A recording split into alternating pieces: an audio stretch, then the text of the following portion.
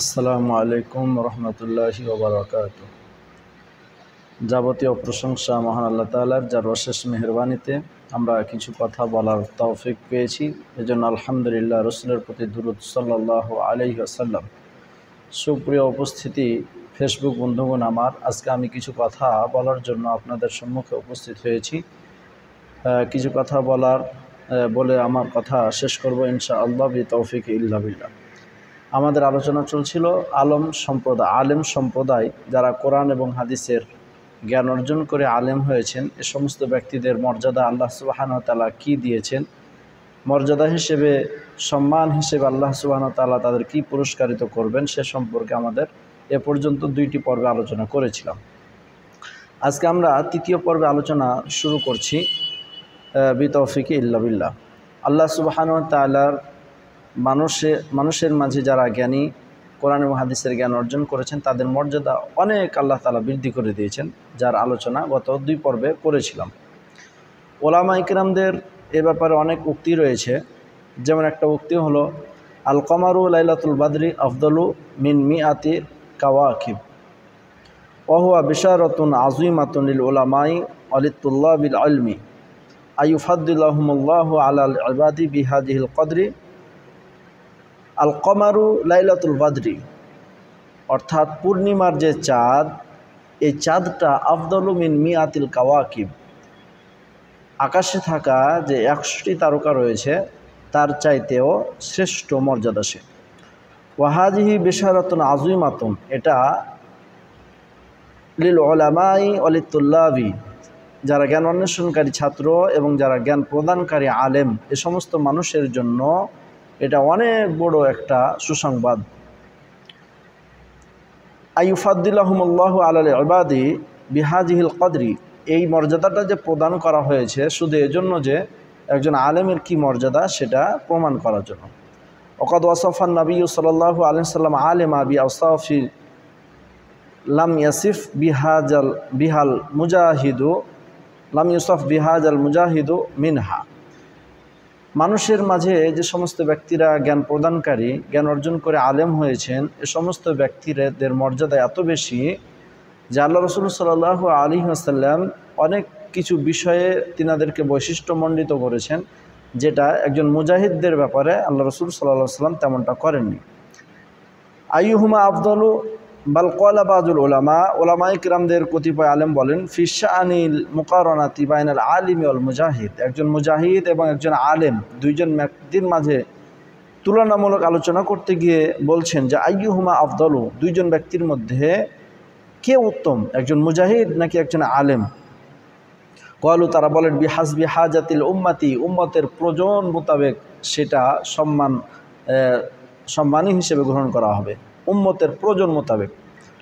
তাকুনুল মুফাদালাতু fine কানাতিল উম্মাতু বিহাজাতিল উলামা, উম্মত যদি আলেম ওলামাদের প্রয়োজন মনে করে, লি উজুদিল বিদঈ ওয়াল খুরাফাতি ওয়াশ শিরকি, যে সমাজে বেদাত এবং ইসলাম বিধ্বংসী কার্যাবলী আর শিরিক, এ সমস্ত বিষয়গুলো যদি সমাজে ছড়িয়ে পড়ে, ফায়াকুনু ফি হাজিল হালিল আলেম, তাহলে এই ক্ষেত্রে সমাজ থেকে শিরিক, বেদাত এবং ইসলাম বিধ্বংসী বিষয়গুলোকে দূরীভূত করার জন্য এই অবস্থাতে আলেম আফদলু মিনাল মুজাহিদ, আলেমটা হচ্ছে মুজাহিদের চাইতে উত্তম। ওয়াইন কানাতিল উম্মাতু বিহাজাতিল মুজাহিদিনা, আর যদি উম্মত জাতি মুজাহিদদের প্রয়োজন মনে করেন, লি উজুদি বালাদি মুসলিমিন মুহতাল্লিন ফাফি হাজিল হাল, যে একজন মুসলিম, একটা মুসলিম রাষ্ট্র, বিধর্মীরা, কাফের, মুশরিক যারা, ওরা মুসলিম দেশটাকে ধ্বংস করে দিচ্ছে, তাহলে সেক্ষেত্রে একজন মুজাহিদ হচ্ছে আলেমদের চাইতে উত্তম। আল্লাহ তাআলা আলাম, এই ব্যাপারে আল্লাহ সুবহানাহু ওয়া তাআলা ভালো জানেন। তাহলে আমরা এখান থেকে প্রতীয়মান হলাম যে একজন ব্যক্তি আলেম বেশি সম্মানী ইসলামের কাছে নাকি একজন মুজাহিদ বেশি সম্মানী। তাহলে আমরা প্রতীয়মান হলাম উম্মতের প্রয়োজন মোতাবেক, উম্মতের স্বাভাবিক অবস্থায় শিরিক বেদাত দূরীভূতকরণে উপদেশ যেটা দরকার, সেক্ষেত্রে আলেমদের ভূমিকা অপরিসীম, তাদের মর্যাদা বেশি। আর যদি দেশ রাষ্ট্রকে মুশরিকদের হাত থেকে, কবলে চলে যাওয়া থেকে বাঁচানোর জন্য একজন মুজাহিদদের গুরুত্ব হচ্ছে ইসলামের সবচাইতে বেশি অপরিসীম। আমরা যদি হাদিসের মধ্যে দেখি তাহলে একজন আলেমের মর্যাদা কতটুকু দেওয়া হয়েছে। আল্লাহ রসুল সাল্লাল্লাহু আলাইহি ওয়াসাল্লাম এই ব্যাপারে বলেন, আন উবাদাতা ইবনে সামিত রাদিয়াল্লাহু তাআলা আনহু কল আন্না রাসূলুল্লাহ সাল্লাল্লাহু আলাইহি ওয়াসাল্লাম কল লাইসা মিন উম্মতি মান লাম ইয়াহিল্লা কাবীরানা ওয়া ইয়ারহাম সাগীরানা ওয়া ইয়ারিফ লিআলিমিনা হাক্কাহু। রাহু আহমদ 22755 নম্বর হাদিস। অত্র হাদিসের মধ্যে আল্লাহ রসুল সাল্লাল্লাহু আলাইহি ওয়াসাল্লাম বলেন, আল্লাহ রসুল বলেন, ক্বালা লাইসা মিন উম্মতি মান লাম ইয়াহিল্লা কাবীরানা ওয়া ইয়ারহাম সাগীরানা। ওই ব্যক্তি আমার উম্মত নয় যে ব্যক্তি বড়দের সম্মান করে না, ওয়া ইয়ারহাম সাগীরানা, এবং আমাদের মাঝে যারা ছোট রয়েছে তাদেরকে স্নেহ করে না, দয়া পরবশ করে না, ওয়া ইয়ারিফ লিআলিমিনা হাক্কাহু, আর কোরআন এবং হাদিসের জ্ঞান অর্জনকারী যারা আলেম, হক্কানি আলেম, এ সমস্ত ব্যক্তিদের যে হক রয়েছে, পাওনা রয়েছে, অধিকার রয়েছে, সে অধিকারটা যারা চিনে না বা আদায় করে না, এরা হচ্ছে এমন মানুষ এরা আমার উম্মত হতে পারবে না। তাহলে এখানে যদি আমরা দেখি যে আল্লাহ রসুল সাল্লাল্লাহু আলাইহি ওয়াসাল্লাম ধিক্কার জানিয়েছেন, দৃঢ়তার সাথে বলেছেন যে আমার উম্মতই হতে পারবে না ওই শ্রেণীর মানুষেরা, যে সমস্ত মানুষেরা ছোটদের স্নেহ করে না, বড়দের সম্মান করে না, এবং সমাজে থাকা কোরআন এবং হাদিসের জ্ঞান অর্জনকারী যারা আলেম, এ সমস্ত ব্যক্তিদের যে অধিকার রয়েছে, অধিকার যারা আদায় করে না, অধিকার যারা চিনে না। তাহলে হাদিস প্রমাণ করে যে একজন আলেমের কি মর্যাদা রয়েছে। যদি তার সম্মান, তার মর্যাদা ফিরিয়ে না দেন, তার অধিকার যদি ফিরিয়ে না দেন, তাহলে আল্লাহ রসুল সাল্লাল্লাহু আলাইহি ওয়াসাল্লাম ধিক্কার জানিয়ে ধমক দিয়েছেন, তিরস্কার করেছেন, প্রয়োজনে তাকে উম্মত থেকে বের করে দেওয়ার কথা ধমক আল্লাহ রসুল সাল্লাল্লাহু আলাইহি ওয়াসাল্লাম দিয়েছেন। এবার আসি আমরা, তাহলে এখান থেকে আমাদের যেটা জানা জরুরি সেটা হচ্ছে যে একজন আলেমের মর্যাদাটা কি, একজন আলেমের হক কি, একজন আলেমের অধিকার পাওনাটা কি রয়েছে সাধারণ মানুষদের কাছ থেকে, সাধারণ উম্মতদের, সাধারণ জাতির কাছ থেকে।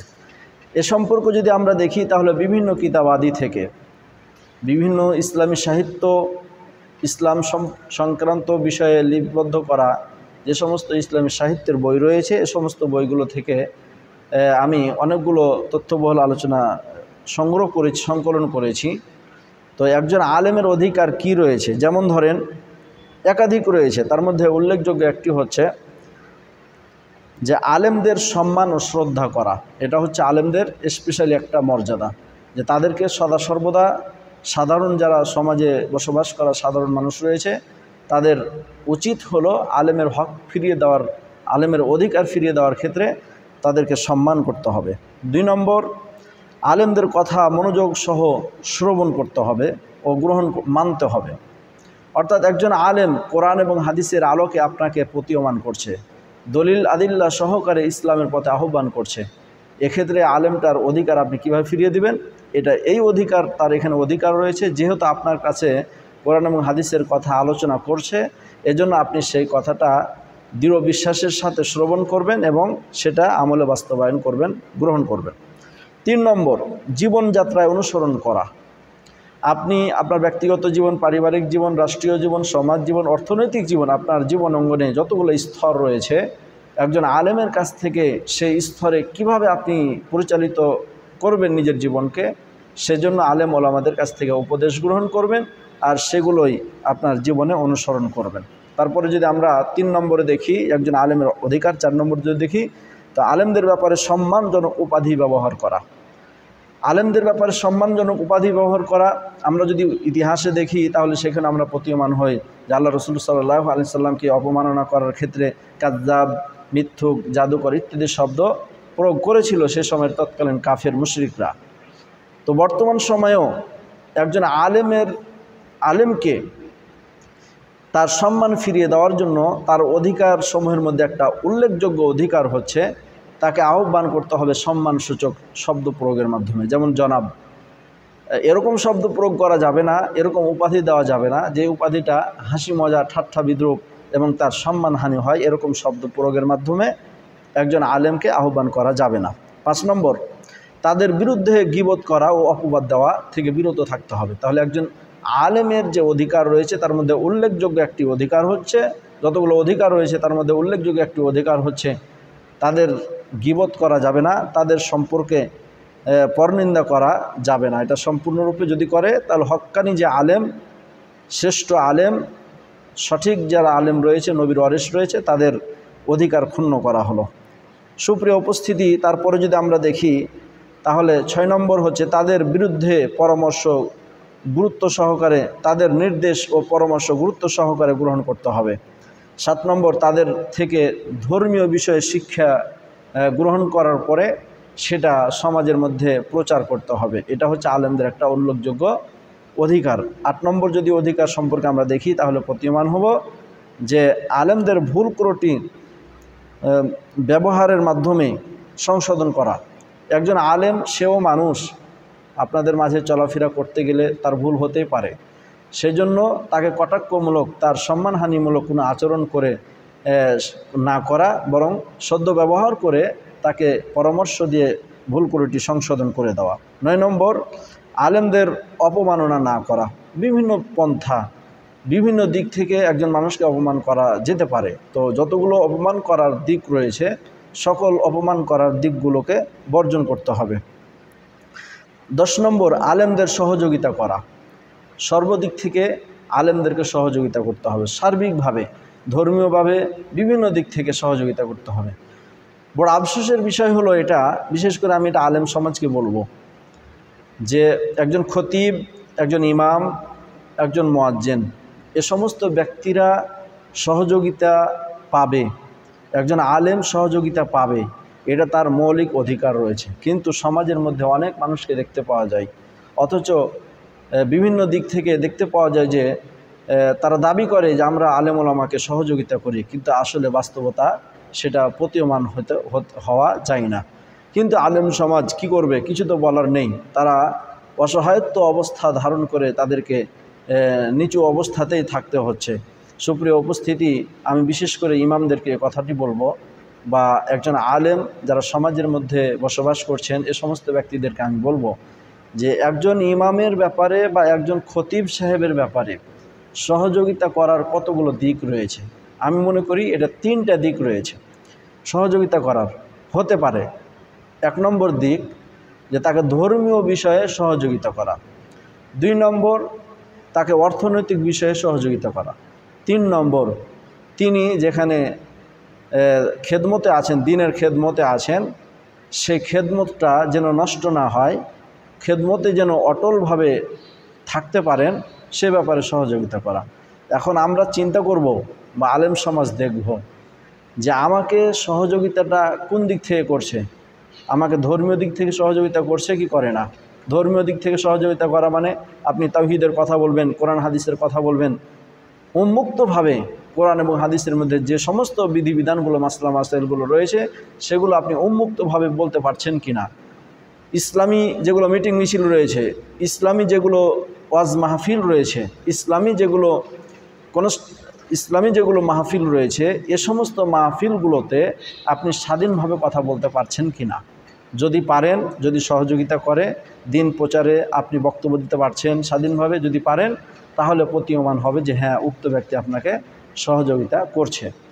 আরেকটি দিক সেটা হলো অর্থনৈতিক দিক। যদি আপনারা দেখেন তাহলে অর্থনৈতিকভাবে সহযোগিতা করা কি, একজন আলেমের সংসার পরিচালনা করতে গিয়ে বর্তমান সময়ে 5 সদস্যওয়ালা যদি হয় তাহলে নিম্নে 15,000 টাকা তাকে মাসে ইনকাম করতে হবে। তাহলে আপনাকে যে বলছে যে আমি সাহায্য করছি, তাহলে আপনার সংসার পরিচালনার ক্ষেত্রে আপনাকে পূর্ণাঙ্গ সহযোগিতা করছে কিনা, এটা হচ্ছে অর্থনৈতিক দিক। তারপরে 3 নম্বর হচ্ছে যে আপনি যে কর্মশালায় উপস্থিত আছেন সেই কর্মশালাটা সংরক্ষণের ব্যাপারে আপনাকে সহযোগিতা করছে কিনা। তাহলে আমি সাধারণত আমার ধারণা অনুপাতে আমি মনে করি যে একজন আলেমের জন্য সহযোগিতা করাটা 3 ধরনের হতে পারে, ধর্মীয় বিষয়ে, অর্থনৈতিক বিষয়ে, আর যেই কর্মে আপনি নিয়োজিত আছেন সেই কর্মটা অটল করে ধরে রাখার ব্যাপারে। তো আমি আলেম সমাজকে বলবো, যারা আপনাদের সামনে, আমাদের সামনে এসে বলে যে হুজুর আমি আপনাদেরকে খুব ভালোবাসি, আলেম ওলামাকে খুব ভালোবাসি, তাহলে উক্ত তিনটি বিষয়ে আমাদেরকে সহযোগিতা করছে কিনা এই বিষয়গুলো আমাদের চিন্তা করার বিষয়। বাকি দুইটা তো যদিও না করে, কিন্তু আমাদের আলেম সমাজের যেটা উদ্দেশ্য সেটা হচ্ছে যে অন্তত আমাদেরকে ধর্মীয় বিষয়ে সহযোগিতা করা, ধর্ম প্রচারে আমাদেরকে সহযোগিতা করছে কিনা সে বিষয়টা অবশ্যই আমাদেরকে লক্ষণীয় বিষয় থাকবে আমাদের মাঝে। সুপ্রিয় উপস্থিতি ফেসবুক বন্ধুগণ আমার, তাহলে আমরা বুঝতে পারলাম যে আলেম ওলামাদের অধিকার ফিরিয়ে দেওয়ার একটা উল্লেখযোগ্য দিক হচ্ছে তাদেরকে সর্ব বিষয়ে সহযোগিতা করা। 11 নম্বর, আলেমদের সম্মানজনক জীবিকা নির্বাহের ব্যবস্থা করা। আলেমদের সম্মানজনক জীবিকা নির্বাহের ব্যবস্থা করে দেওয়া, তার মানে হচ্ছে বাস্তবতা আমরা যদি দেখি ফোকাহায়ে কেরাম, মুফতিয়ানে কেরাম, মুহাদ্দিসিনে কেরাম, মুফাসসিরিনে কেরাম আর মুহাদ্দিসিনে কেরাম যে হাদিসগুলোর ব্যাখ্যা এবং ফতোয়ার কিতাবগুলোতে লিখেছেন যে একজন আলেমের, একজন সেটা ইমাম হোক খতিব হোক, একজন আলেমের জীবিকা নির্বাহের দায়িত্ব মূলত এটা শাসকের, একজন মুসলিম শাসকের। যদি মুসলিম শাসক না থাকে তাহলে যে সমাজে আলেম বসবাস করবে উক্ত সমাজের দায়িত্ব হচ্ছে তার জীবিকা নির্বাহের উত্তম ব্যবস্থা করে দেওয়া। এটা হচ্ছে আলেমদের একটা উল্লেখযোগ্য অধিকার। 12 নম্বর হচ্ছে আলেমদের জন্য দোয়া করা। আপনি যেখানে যে অবস্থায় থাকেন না কেন, যেহেতু তার কাছ থেকে কোরআন এবং হাদিসের আলোকে জীবন গঠনের পদ্ধতি সম্পর্কে জানতে পারছেন, এজন্য সাধারণ মানুষের উচিত হচ্ছে একজন আলেমের জন্য দোয়া করা, একজন আলেমের জন্য সার্বিক সুস্থতা কামনা করা। সুপ্রিয় উপস্থিতি ফেসবুক বন্ধুগণ আমার, আমরা যদি বিশেষ দ্রষ্টব্য দিয়ে একটি আলোচনা করি, যেহেতু কথা এসেছে আলেমদের সম্মান করা নিয়ে, এজন্য বিশেষ দ্রষ্টব্য দিয়ে কথাটি হচ্ছে আমরা যদি যুগে যুগে দেখি, তো যুগে যুগে দেখতে গেলে আমরা দেখতে পাই আম্বিয়া কেরাম রসুলগণদের বিরোধিতাকারী, অপমানকারী, বিরুদ্ধাচরণকারী এবং তাদের কটাক্ষ, হাসি মজা, ঠাট্টা বিদ্রুপকারী অনেক মানুষ ইতিহাসে চলে গেছে। এ সমস্ত মানুষ যারা আল্লাহ রসুল এবং আম্বিয়া কেরামগণের বিরোধিতা করেছে, বিদ্রোহাচরণ করেছে, এ সমস্ত ব্যক্তিরা তাদের বৈশিষ্ট্য কী? আমরা পবিত্র কোরআনুল কারীম এবং হাদিস শরীফ যদি আমরা দেখি তাহলে তাদের বৈশিষ্ট্য সম্পর্কে আমরা একাধিক দিকগুলো আমরা পেয়ে থাকি। যতগুলো দিক রয়েছে তার মধ্যে যদি আমরা দেখি সূরা কলাম 10 নম্বর আয়াত থেকে 13 নম্বর আয়াত পর্যন্ত যদি আমরা পড়ি, তাহলে এখানে আল্লাহ রসুলের বিরুদ্ধাচরণকারী, আল্লাহ রসুলকে অবমাননাকারী ব্যক্তিদের আমরা কয়েকটা বৈশিষ্ট্য পরিলক্ষিত হই।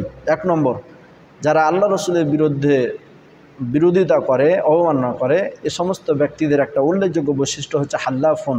এরা হচ্ছে অধিক কসমকারী।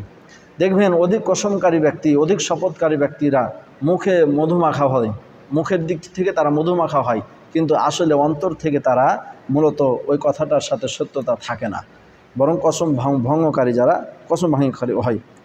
2 নম্বর হলো মাহিন, যারা লাঞ্ছিত ব্যক্তি। দেখবেন সমাজে লাঞ্ছিত হয় তাদের আচার আচরণের কারণে, কিন্তু আলেম ওলামা, আম্বিয়া কেরাম তারা সম্মানসূচক হয়। এই সম্মানসূচক হওয়াটা যারা সমাজে অপদস্থ ব্যক্তি এরা কিন্তু সহ্য করতে পারে না, ফলে তখন নিজেরা অপদস্থ হওয়ার কারণটা তখন সহ্য করতে না পেরে তখন নবী আম্বিয়া কেরামদেরকে অপমান করতে থাকে। 3 নম্বর হাম্মাজিন, যারা পিছনে নিন্দাকারী, অর্থাৎ গীবত পরনিন্দা যারা করে বেড়ায় এ সমস্ত ব্যক্তিরা। 4 নম্বর মাশাইন বিনামিম, যারা চগলখড়ি করে বেড়ায় এ সমস্ত ব্যক্তিরা আম্বিয়া কেরাম এবং নবীদের বিরুদ্ধাচরণকারী একটা উল্লেখযোগ্য বৈশিষ্ট্য। যারা নবী আম্বিয়া কেরামদের বিরুদ্ধাচরণ করেন, অবমাননা করেন, তাদের আরেকটা উল্লেখযোগ্য বৈশিষ্ট্য হচ্ছে মান্নাইন লিল খায়রি, এরা কল্যাণমূলক কাজে বাধা প্রদানকারী। আম্বিয়া কেরাম সমাজ গঠন করবেন, শান্তিপূর্ণ সমাজ, রাষ্ট্র গঠন করবেন, শান্তিপূর্ণ রাষ্ট্র, পরিবার গঠন করবেন, এজন্য মানুষদেরকে উপদেশ দেন যাতে শান্তিপূর্ণভাবে জীবন গঠন করতে পারে। কিন্তু যারা অবমাননাকারী এ সমস্ত ব্যক্তিরা কিন্তু তারা সহ্য করতে পারবে না, বরং বিরুদ্ধাচরণ তারা করে থাকে। 6 নম্বর আল্লাহ রসুল সাল্লাল্লাহু আলাইহি রসুলগণের যারা বিরোধিতা অবমাননা করে এ সমস্ত ব্যক্তিদের 6 নম্বর বৈশিষ্ট্য হচ্ছে মুতাদিন আসিম, যারা সীমালঙ্ঘনকারী পাপী। সীমালঙ্ঘনকারী পাপী ব্যক্তিরা মূলত আল্লাহ রসুলদের অবমাননা করে থাকেন। যারা অবমাননাকারী তাদের 7 নম্বর বৈশিষ্ট্য হচ্ছে অতল্লিন, যারা দুষ্ট আচরণকারী, দুষ্ট প্রকৃতির, অর্থাৎ মিজাজটা দেখলেই মনে হয় যে তার আচরণটা ভালো না। দেখবেন সমাজের মধ্যে অনেক মানুষ রয়েছে যাদের আচার আচরণ তাদের মুখের চেহারাটা, তার মুখমণ্ডলটা দেখলেই মনে হচ্ছে যে তার কেমন যেন মিজাজটা কোন রকমের, কোন দিকে যাচ্ছে, এরকমটা মনে হয়। যারা আল্লাহ রসুলদের অবমাননা করেন তাদের উল্লেখযোগ্য আরেকটি বৈশিষ্ট্য হচ্ছে তারা সর্বোপরি হচ্ছে তারা জারজ, অর্থাৎ যাদের বংশসূত্র তাদের ঠিক থাকে না, এ সমস্ত ব্যক্তিরা আল্লাহ রসুলগণদের কি করে থাকেন? অবমাননা করে থাকেন। তাদের উল্লেখযোগ্য আরেকটি বৈশিষ্ট্য হচ্ছে যারা অহংকারী। এটা সূরা বাকারা 170 নম্বর আয়াত। মিথ্যাবাদী ও সত্যকে প্রত্যাখ্যানকারী, অস্বীকারী ব্যক্তি যারা, এরাই রসুলগণকে অবমাননা করে থাকে। তারপরে উপহাসকারী, ব্যঙ্গ বিদ্রোপকারী, সূরা মুতাফফিফিন 29 নম্বর আয়াত থেকে প্রমাণ যে এ সমস্ত ব্যক্তিরা যারা উপহাস করে, ব্যঙ্গ করে, এরা হচ্ছে রাসূল সাল্লাল্লাহু আলাইহি ওয়াসাল্লামের অবমাননাকারী, অপদস্থকারী। যারা অবমাননা করে তাদের উল্লেখযোগ্য আরেকটি বৈশিষ্ট্য হচ্ছে অন্যদেরকে নবী থেকে দূরে রাখা। তারা সদা সর্বদা চাইবে যে কেউ যেন তাদের কাছে যেতে না পারে। 13 নম্বর বৈশিষ্ট্য হচ্ছে হিংসাপরায়ণ ও অহেতুক বিদ্বেষী। কোনো কারণ নাই আম্বিয়া কিরামদের পথে চলা, মানুষদের আহ্বান করা, অথচ ওই লোকটার বিরুদ্ধে কোনো কথাই বলছে না, তারপরে দেখবেন ইতিহাসে প্রতীয়মান হয়েছে তার বিরুদ্ধে কথা না বললেও সে রাসূলগণদের বিরুদ্ধে আচরণ করেছে, অবমাননা করেছে। 14 নম্বর হত্যাকারী। আমরা সূরা আলী ইমরান সহ, সূরা ইমরান 112 নম্বর আয়াত সহ আমরা আরও অনেক জায়গায় আমরা দেখতে পেয়েছি যে তারা আম্বিয়া কেরাম সহ সাধারণ যারা হকের উপরে থাকে সমস্ত ব্যক্তিদেরকে হত্যা করে। এরা আল্লাহ রসুলের এবং আম্বিয়া কেরামদের কি করে? অবমাননা, অপদস্থ এবং তাদেরকে বেইজ্জতি করে। 15 নম্বর বৈশিষ্ট্য যারা আল্লাহ রসুলদের অপমান করে, অপদস্থ করে, লাঞ্ছিত করে, এ সমস্ত ব্যক্তিদের 15 নম্বর বৈশিষ্ট্য হচ্ছে বিরুদ্ধচারী, অর্থাৎ তাদের বিরুদ্ধে সব সময় লেগে থাকে, কিভাবে তাদেরকে পদস্খলন করা যায়, কিভাবে তাদেরকে লাঞ্ছিত করা যায়, এরকম চিন্তায় তারা সদা সর্বদা ব্যস্ত থাকে। তাহলে আমরা এখান থেকে প্রতীয়মান হই যে একজন আলেমের অনেক বৈশিষ্ট্য, অনেক মর্যাদা রয়েছে যার হাদিসগুলো থেকে প্রতীয়মান করেছি। এবং এই আলেমদের মর্যাদা, অধিকার ফিরিয়ে দিতে গিয়ে ইসলাম এমনভাবে কড়াভাবে কথা বলেছে, আল্লাহ রসুল এমন শক্তভাবে কথা বলেছে যে কেউ যদি আলেমদের অধিকার ফিরিয়ে না দেয়, অধিকার আদায় না করে, অধিকার যদি না চেনে, তাহলে সে ব্যক্তি আমার উম্মতই নয়, সে ব্যক্তি আমার উম্মত কখনো হতে পারে না। তাহলে এখান থেকেও প্রতীয়মান হয় যে আলেমদের অধিকার ফিরিয়ে দেওয়ার জন্য ইসলাম সোচ্চার এবং ইসলাম অনেক অধিকার দিয়েছেন। এই আলেমদের অধিকার ফিরিয়ে দেওয়ার ব্যাপারে অধিকারগুলো কি কি আমরা প্রায় 12টি মতো আলোচনা করলাম। সাথে সাথে আমরা আম্বিয়া কিরামদের কিছু বিরুদ্ধাচরণকারী, অপদস্থকারী, তাদের কিছু বৈশিষ্ট্য উল্লেখ করলাম।